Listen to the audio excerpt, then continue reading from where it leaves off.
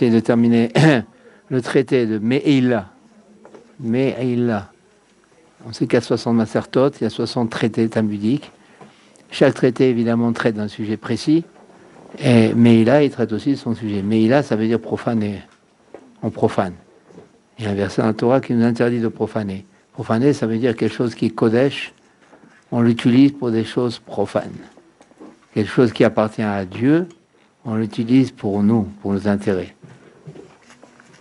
Ça, c'est au niveau de la Me'ila. Dans la vie de tous les jours aussi. Quand on a une mission, par exemple, dans la sainteté, dans le Kodesh, on doit le faire, Hashem Shamaim. Si on l'utilise pour nous, quelque part, c'est une sorte de Me'ila. Parce que la Torah, elle est toujours, les personnes disent, mais les korbanot, ça n'existe plus aujourd'hui. Mais non, ça n'existe plus, mais Me'ila existe toujours. C'est-à-dire, on est Moël aussi, on est Ma'al. C'est-à-dire, quand la personne, on lui donne une mission dans la sainteté, dans la Gdusha, dans quoi que ce soit, dans le Tfous, dans tout ce qui est pour Dieu, et que la personne, encore, n'a pas le niveau de l'utiliser pour Dieu, mais l'utilise pour ses intérêts personnels, ou même l'étude, quelqu'un qui étudie pour se montrer, quelqu'un qui étudie pour s'instruire, et comme ça, il va devenir une personne importante. C'est une sorte de profanation aussi. Parce que dès qu'on touche du Kodesh, surtout à forcément un Gizba qui a de la Zaka, il doit faire attention. C'est la Zaka pour la chou, la Zaka pour... Ça, c'est la Meila d'aujourd'hui. À l'époque, c'est quelqu'un qui utilisait, par exemple, un ustensile sain, il l'utilisait pour boire son verre de bière. Il y a des verres de profane. Donc ça, il était mal. Et mal, la Torah, elle dit, quand quelqu'un, il est mal, c'est-à-dire qu'il utilise la sainteté à des fins profanes, qu'il utilise ce qui appartient à Dieu à des intérêts personnels, il amène un sacrifice, premièrement, un hacham, et en plus, il amène le remboursement de ce qu'il a utilisé. Il a utilisé telle chose qui vaut telle chose, il a utilisé cette somme, ça vaut cette somme. Après, la Gemara parle beaucoup de ça. Donc, il doit amener un sacrifice pour se faire pardonner. Donc, on voit comme c'est important d'utiliser les choses pour pardonner Chazan. Faire attention de le faire pour Dieu. Mais n'amène pas beaucoup de ça. Tout ce qui est... Dès qu'on touche à quelque chose de Kodesh, il faut faire attention qu'on l'utilise pour Dieu. Et qu'on l'utilise pas pour nous. Donc, maintenant, on finit la Gemara, le Talmud. Alors, c'est la suite de la Mishnah. J'ai pas pris toute la Mishnah. J'ai pris la fin parce après ça va faire trop long. Et la Mishnah, elle parle comme ça. À la fin, la Mishnah comme ça. Maintenant, il y arrive un cas où la personne, elle est gentille, elle n'est pas méchante, elle ne veut pas utiliser du tout le profane pour le Kodesh. Maintenant, le problème, c'est qu'une pièce d'argent, de sainteté, Kodesh, tombe dans du profane. Maintenant, on parle maintenant d'un mélange. Quand, par exemple, la viande est mélange ondulé, il y a aussi le problème aussi dans l'argent Kodesh qui se mélange dans de l'argent Chol. Comment on va faire? Comment la personne va faire? Elle a du Kodesh qui est tombé dans du Chol. Elle a un porte-monnaie, et voilà, ça peut arriver parfois, par exemple, de l'argent des fois du Maaser, il tombe dans du Chol. Comment on fait? C'est le problème du Tana la Mishnah. On va voir. Nafla pruta, alors on lit. Nafla pruta shel ekdesh, betor kiso, ou sheama pruta bekize, ekdesh, kevon, sheotzi, et arishona, ma'al.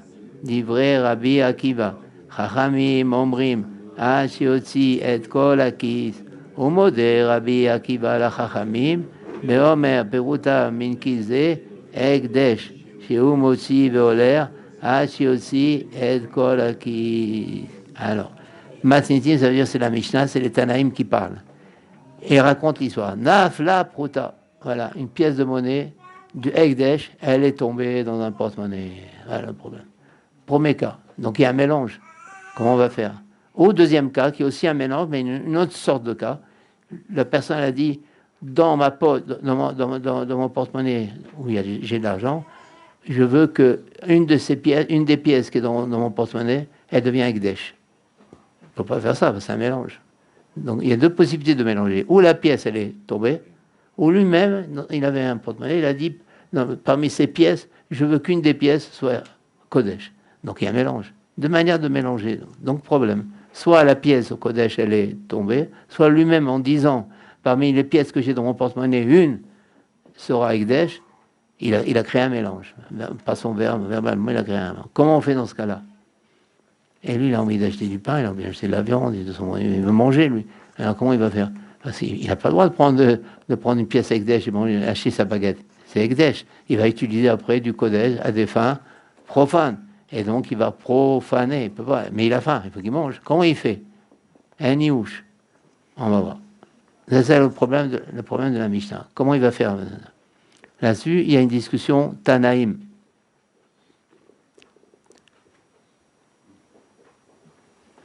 Kevan Chiotzi et Arishona Maal, d'ivré Rabbi Akiva. Rabbi Akiva lui tient qu'il ne peut pas. S'il sort une pièce, peut-être c'est la pièce Ekdesh.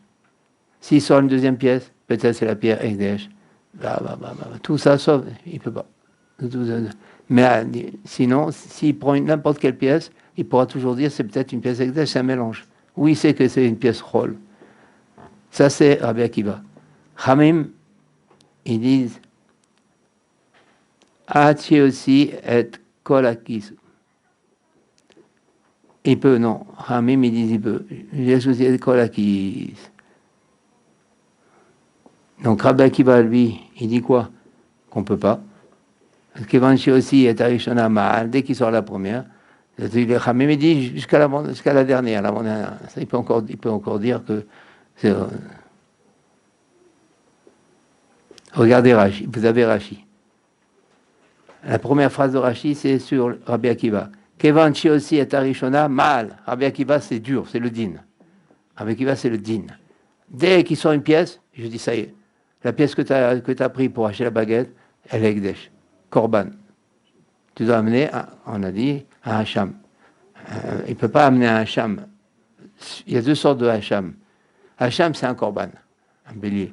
Maintenant, il y a deux sortes de Hacham. Tout ce qu'on entend là maintenant, ça purifie, ça pardonne. Et bien que ça soit peut-être nouveau pour certains, mais il faut que ça. C'est des guérisons là qu'on est en train de dire là. Il y a deux sortes de Hacham, deux sortes de béliers Korban qui pardonnent. Un qu'on appelle Hacham Vadaï. Ça veut dire quelqu'un, il a fait un péché sur lequel, s'il avait fait Béchogeg, il est Chayav Khatat, et s'il avait fait Bémézid, il est Chayav Bémézid Karet. Maintenant, il a un doute. Par exemple, il y a deux morceaux de viande. Un morceau de viande cachère, un morceau de viande taref. Il a mangé un des deux morceaux, il ne sait pas. Il amène un hacham.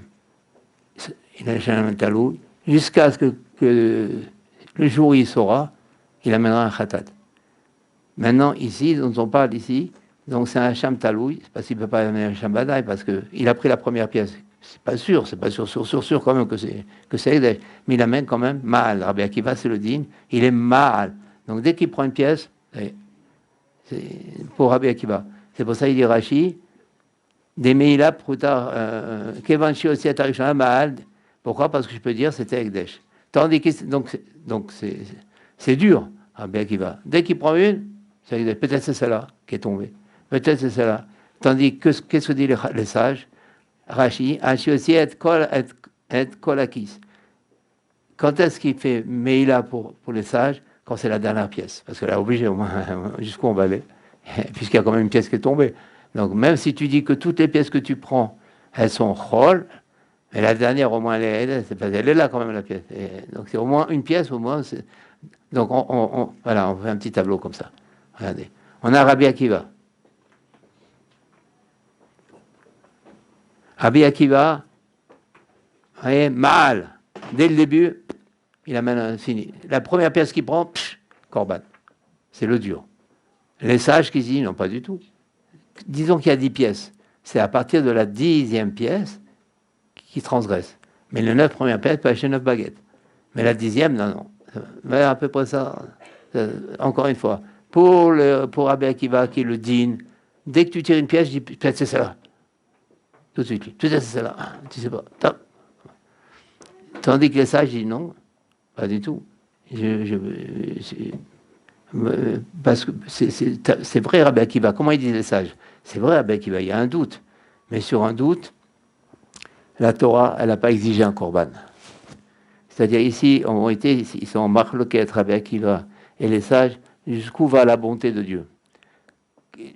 Les sages y tiennent que, comme c'est un doute, on ne lui exige pas un korban. C'est vrai que peut-être c'est la pièce, mais peut-être oui, peut-être non. Tandis que la dernière, obligé. Il a tout pris, il a tout mangé. Ça, c'est sûr. Mais pour Rabbi Akiva qui est dur, il dit si, la bonté, elle ne va pas jusque-là. Tout de suite, Dieu, il exige un corban, même sur un doute. Ça, c'est la discussion. C'est quelqu'un qui profane en doute. Est-ce qu'il amène un corban ou pas? Rabbi Akiva, oui. Les sages, non. Pourtant, c'est une profanation. Oui, mais c'est pas sûr. Donc, c'est plus gentil, c'est plus léger, les sages. Tandis que Rabbi Akiva, il dit, profaner, même si c'est un doute. T'as profané. Mais il dit, mais c'est un doute. Ouais, t'as profané. Corban.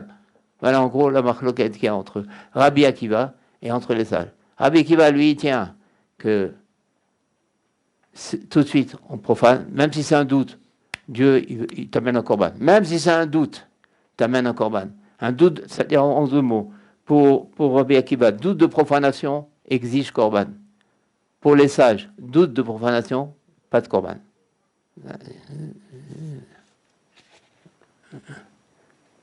D'accord.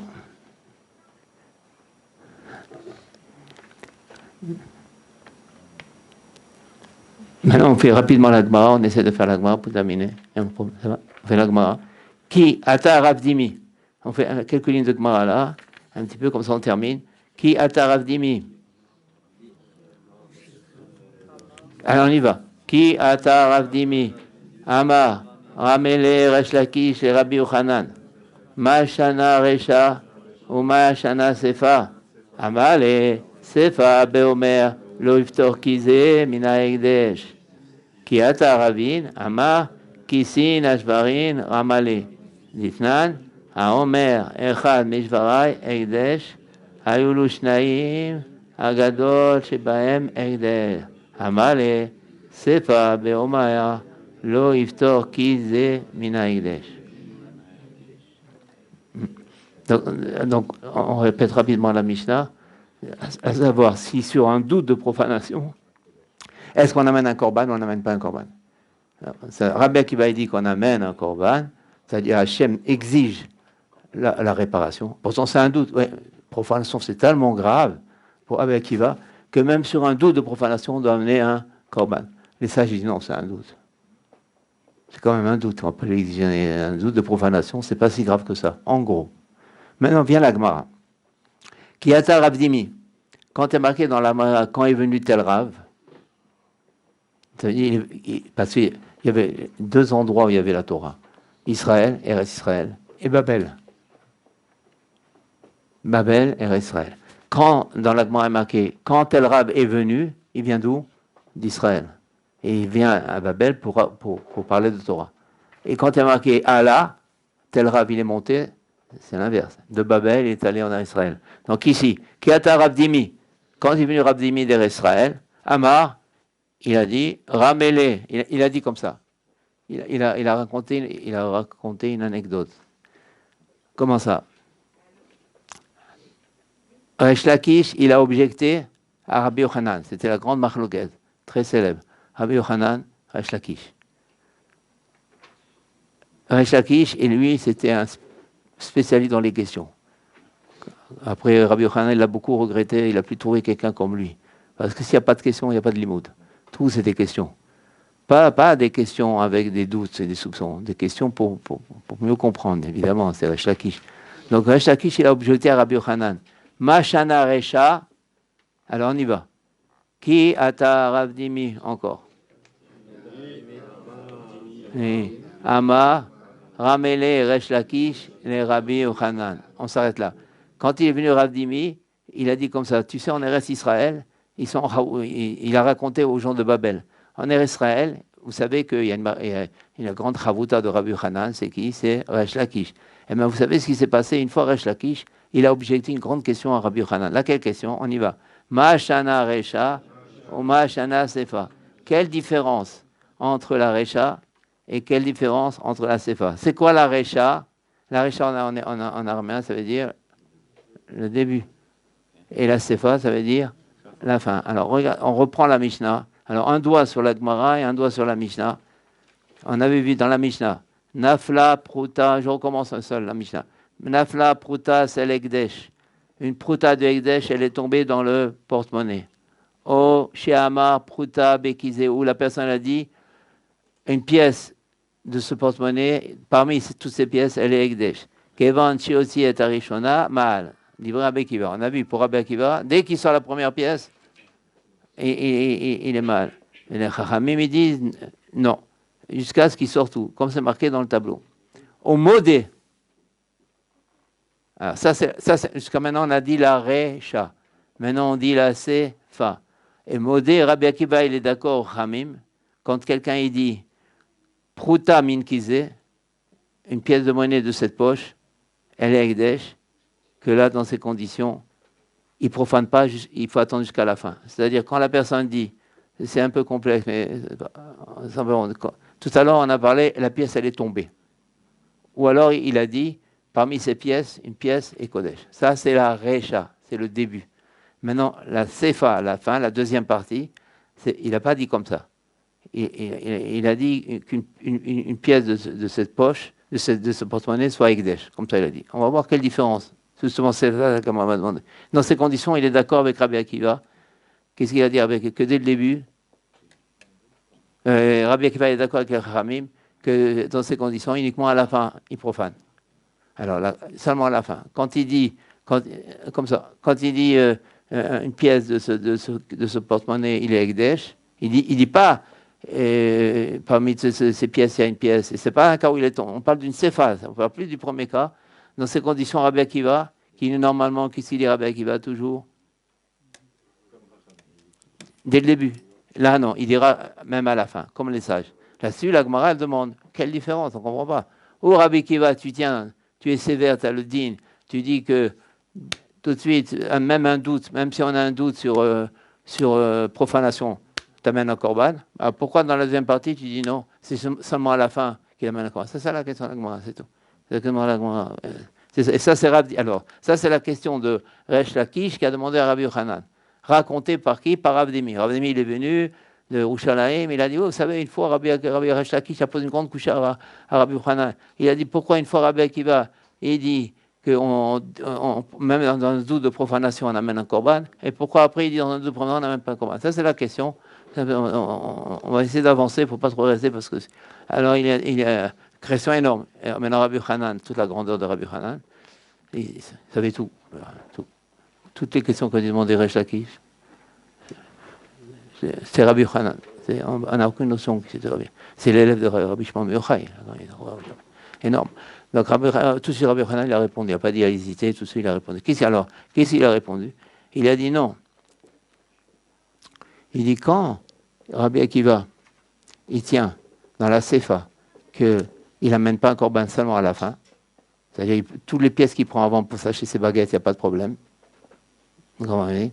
Ça parle quand il dit, regardez comment il dit, à Omer, quand il dit, Beomer, lo iftor kizé mina ekdesh. C'est comme s'il dit, l'argent ne se terminera pas sans que ça soit l'argent ne se terminera pas de ce porte-monnaie sans que ça soit ekdesh. C'est-à-dire la dernière pièce. L'argent ne finira pas de ce porte-monnaie sans être ekdesh. Ça veut dire, à la fin, au moins, c'est ekdesh. Donc là, dans ces conditions, il a verbalement signifié que la pièce de monnaie, c'est uniquement la dernière. Dans ces conditions, il est d'accord. Là, maintenant, Rabbi Akiva avec les sages, qu'effectivement, dans ces conditions, on amène un korban que seulement quand il amène la dernière, la 10e. C'est tout. Je répéterai rapidement. C'est un peu complexe. C'est Meïla, hein. C'est toute la Gemara, elle est comme ça. Hein. Vous avez que la fin, c'est bien.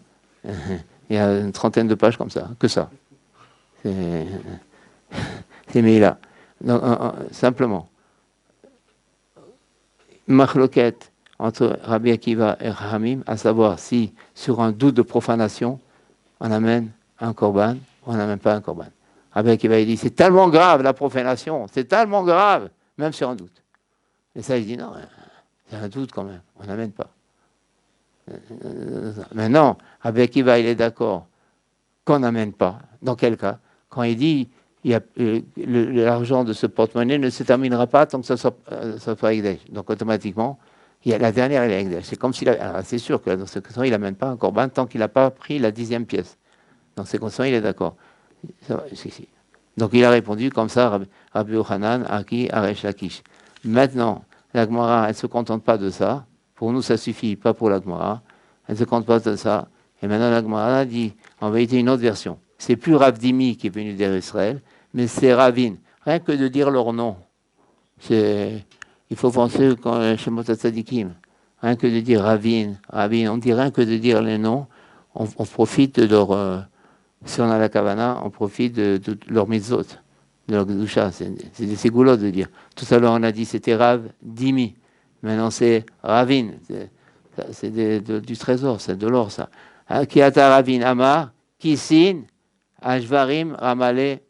Il a donné une autre version. Toujours d'autres versions, évidemment. Et une autre version. C'est que c'est pas du tout ça qu'il a posé la question, non. Rechakish a posé une autre question. Il a posé sur les taureaux. Il y a une Mishnah qui parle des taureaux qui contredit justement ce que dit ici Rabbi Akiva. C'est quoi? La personne elle a plusieurs taureaux devant lui. Et elle dit, qu'est-ce qu'elle dit? Elle dit, un de ces taureaux, il est Ekdesh. Le problème lequel maintenant? Pourquoi il faut toujours préciser dans la vie. Dès qu'on ne précise pas, commence les problèmes. Tout descend de la précision. Ça, c'est un bureau à Médamé. C'est une avoda, la précision. C'est une avoda. Savoir préciser dans tout. Et on voit bien, ici, on voit que dès qu'il n'y a pas une précision, problème. Tanaïm, on va jusqu'à la Mishnah. Un non-précision, c'est un problème de Tana, ça veut dire c'est un problème de Torah. Et alors maintenant, c'est pas quel taureau. Quel taureau maintenant? Il a dit un des taureaux, il est Kadosh. Mais quel taureau? On ne sait pas. Alors il est marqué comme ça. Ditnan, à Omer Echad Mishvarai, un qui dit, il dit, un de mes taureaux, il est Ekdesh. S'il en avait deux, alors qu'est-ce qu'on dit? On dit le Gadol, chez Bahem, il est Ekdesh. Pourquoi? Donc il a deux taureaux. Il a dit un de mes deux taureaux. Il n'a pas précisé. La halacha, on prend le gadol, le plus gros, le plus haut. Pourquoi? Parce qu'un juif, quand il sanctifie quelque chose, il le sanctifie bien. Il va pas, s'il veut sanctifier, alors va-y jusqu'au bout. Il ne va pas sanctifier le petit taureau. C'est-à-dire, quelqu'un il veut sanctifier, il sanctifie bien. Ça aussi, on apprend des choses de ça. Donc une grande question. On voit finalement que s'ils étaient égaux maintenant, les deux taureaux, encore une fois, il y avait un gros et un petit. Lui, il n'a pas précisé. Lequel est Kadosh? Le gros. Parce qu'un juif, quand il sanctifie bien. Il ne va pas sanctifier le petit, il va sanctifier le gros. D'accord. Mais imaginons maintenant qu'ils sont égaux. Dans ces conditions, comment on aurait fait la halakha? Comment on a fait? Le premier qui vient, on dit c'est lui qui est Ekdesh. Ah, comment c'est possible? Pourtant, Rabbi Akiva, il a dit, c'est le dernier. Il est d'accord que ça, avec les Ramim que c'est le dernier. Alors comment, une fois Rabbi Akiva il dit c'est le dernier, on répond, la Gemara répond, ça parle d'un cas, Amarle Sefa Beomer le Iftorkize Mina Ekdesh. Il dit Amarle Sefa, parce que le Sefa, encore une fois, c'est parce qu'il a dit dans la Sefa,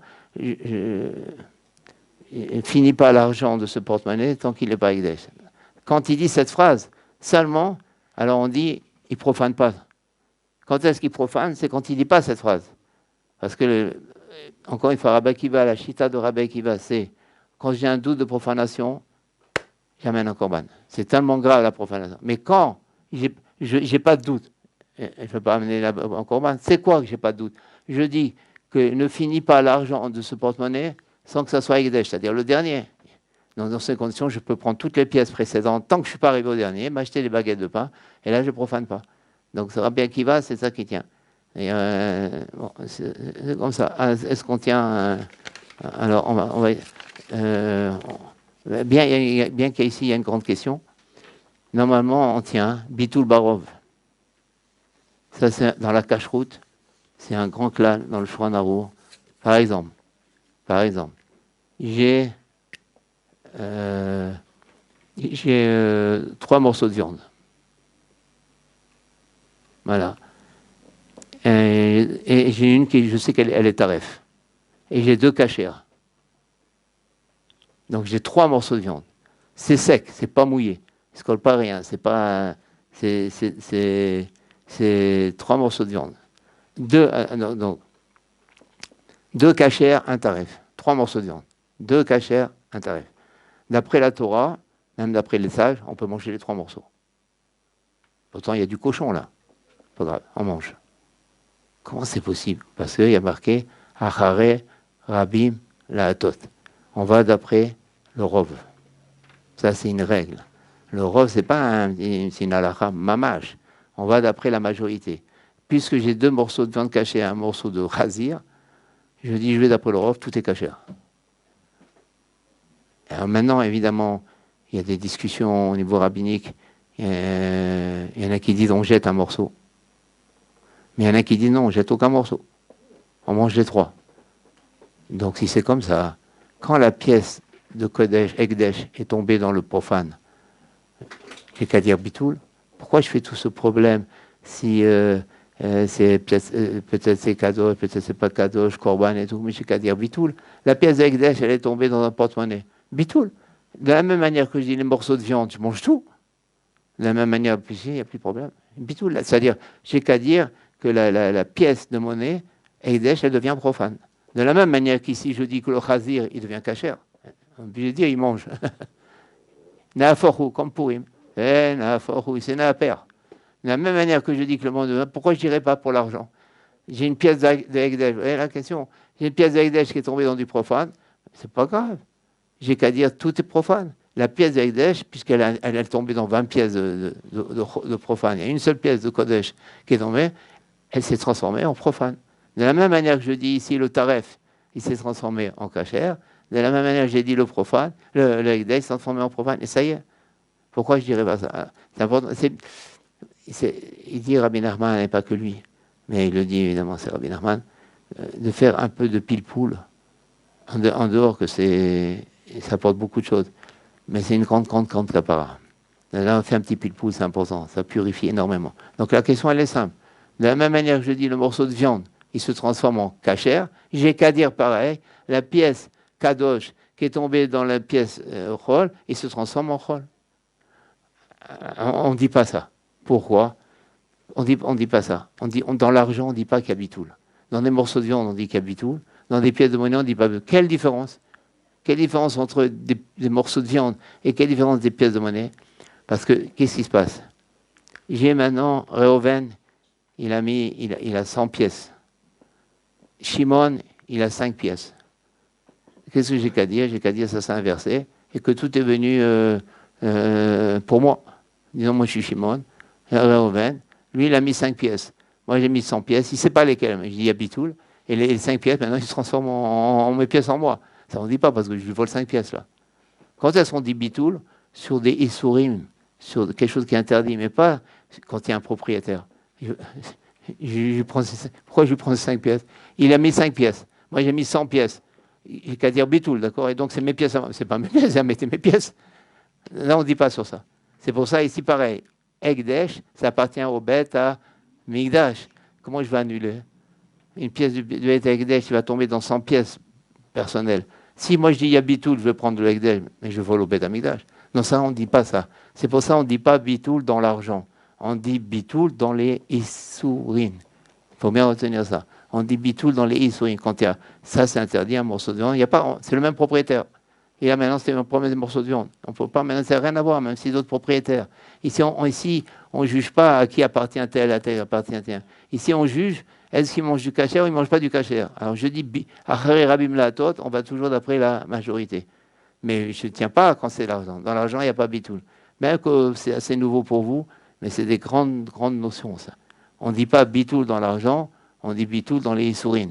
Hein, retenir ça. Donc, quand dans Shemot, il y a marqué Achare Rabim Laatot, on va d'après la majorité. Oui, la majorité dans les isurim, mais pas dans le kesef. On essaie de terminer. Papa, alors une autre version, Papa Markisin Alugin Ramale. La question, donc il y a 3 versions. Quelle question a demandé Resh Lakish à Rabbi Yochanan? Papa, il a dit Kisin Alugin. En vérité, l'argent, le porte-monnaie, c'est sur les lugim qu'il y a eu la contradiction. Ramalé, il a objecté. C'est quoi? C'est quoi les lugim? Un log, c'est une mesure. Detnan, il y a marqué Aloker Yaimi Ben Akutim.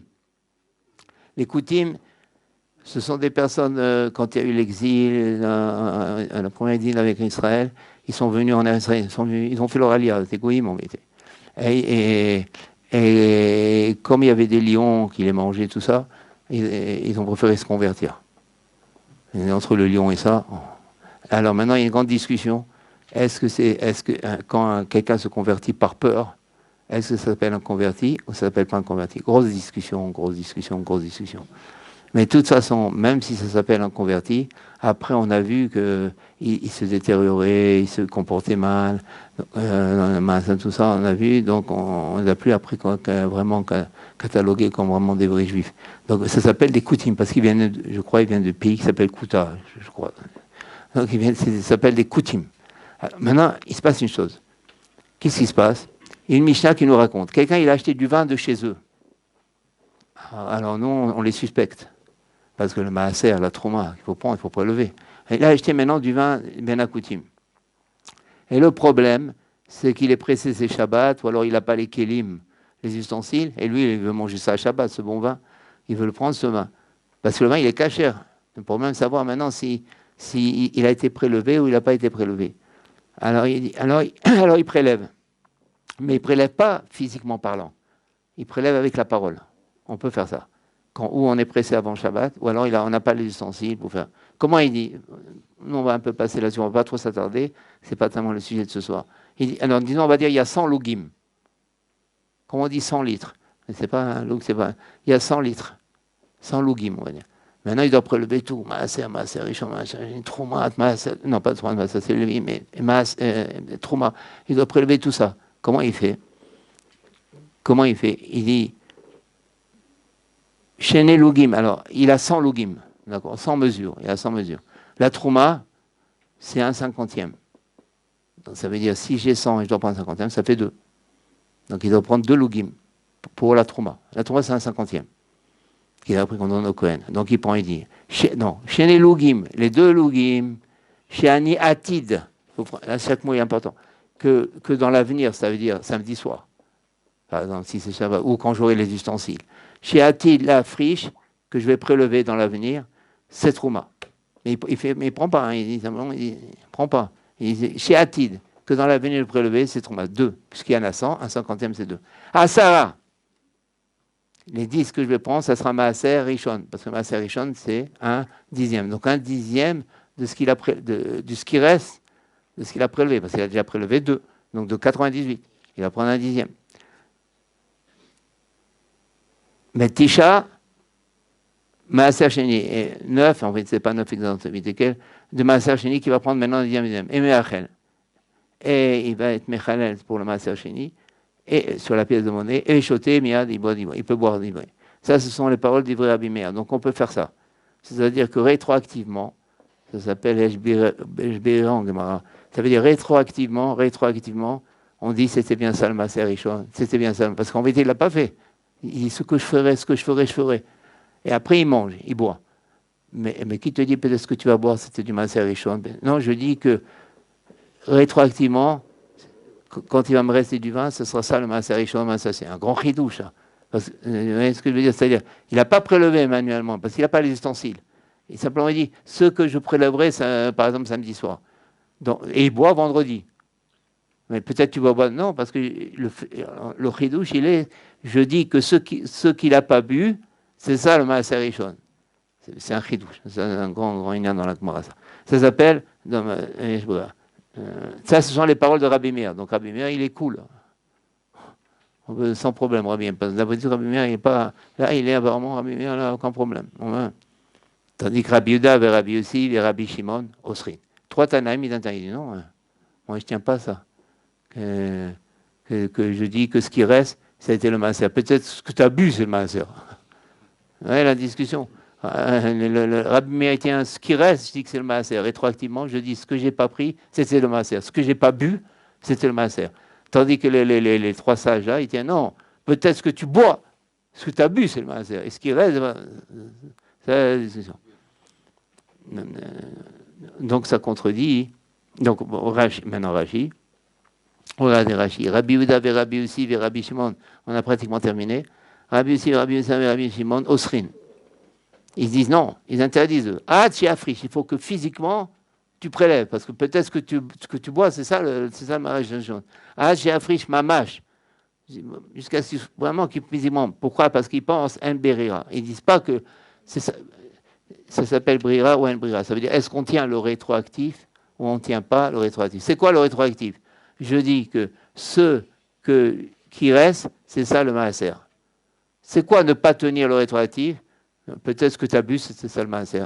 Le chidouche dans le rétroactif, bien qu'il n'y a rien de décidé, j'ai rien pris manuellement. Tout est tout un mélange. Et moi, je fais que boire. Donc, c'est tout un mélange. Mais je dis, ce qui reste, c'est ça le maaser rishon. On fait comme si j'ai bu que ce que j'avais le droit de boire. Ça s'appelle rétroactif. Il y en a qui disent, non, moi, je ne tiens pas ça, c'est trop facile. Peut-être c'est ça la discussion. Ça s'appelle yesh brira ou en brira. Yesh brira, ça veut dire on tient le rétroactif. En brira, ça veut dire on ne tient pas le rétroactif. Alors regardez, on fait Rashi, au moins sur Rashi. Rabbi Yehuda, Rabbi Yossi, Rabbi Shimon, Osrim. Eux, ils interdisent, on ne tient pas le rétroactif. Il faut qu'Hachi afriche, il faut que manuellement ils prélèvent. Mamash, ça veut dire vraiment pas que dans l'avenir. Non, mamash, avec tes mains, il faut que tu. Ça, mamash en hébreu. Mamash. Des cas sabrés, parce qu'ils pensent, un brira, il n'y a pas le rétroactif. Brira, ça veut dire le rétroactif, il ne tient pas. Non, il n'y a pas. Vers kol kos, et sur chaque kos qu'il va boire, le pauvre, et shlomash, et trouma, peut-être c'est trouma que tu bois. Qui me dit que la trouma, c'est ce qui reste? Peut-être ce que tu bois, c'est de la trouma. Donc, il ne tient pas le rétroactif. Vers fil ou mérichon. Dès le premier. Donc on voit, qu'est-ce qui tient cet anaïm? Dès le début, peut-être, tu bois un verre de trouma. C'est une question sur Rabbi Akiva. Qu'est-ce qu'il avait dit Rabbi Akiva? Qu'il est d'accord que finalement, c'est que le dernier qu'on est chayab, mais qu'on peut en vérité acheter les baguettes de pain depuis le début. Alors, et comme ça, il avait dit Rabbi Akiva. Donc c'est quelque chose sur Rabbi Akiva. Dechi, Echi, Deacha, Amar, Embrira, les Minarishon,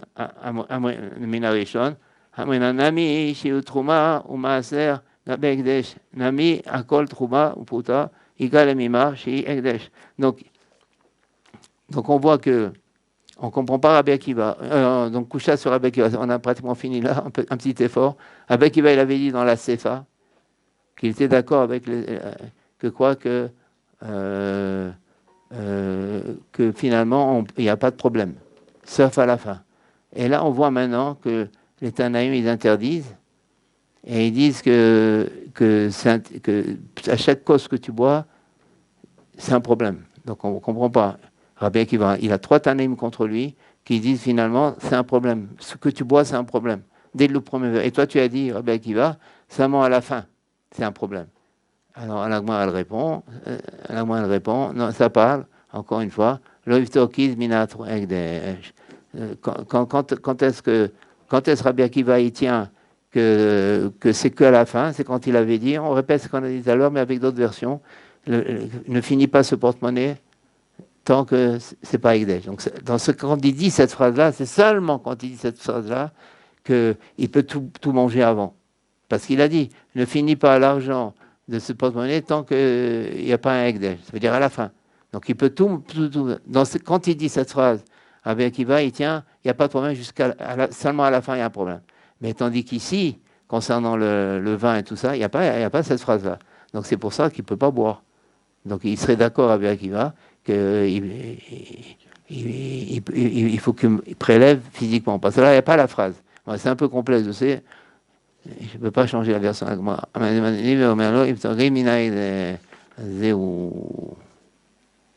Donc voilà. Donc en vérité, ce qu'on doit retenir de ça, concrètement, c'est Rabbeinu, je ne sais pas, il parle un peu, je crois, dans une Torah je crois une Torah de Shavuot, 54, je ne sais plus, il y a une Torah dans ce qui sait, il dit, et un Likutei Moran, où il parle justement du malchut.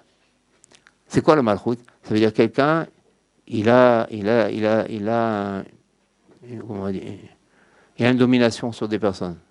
Par exemple, le mari sur la famille, un patron d'entreprise sur une entreprise, un rav sur une communauté. Il a du malchut, c'est-à-dire. Et justement,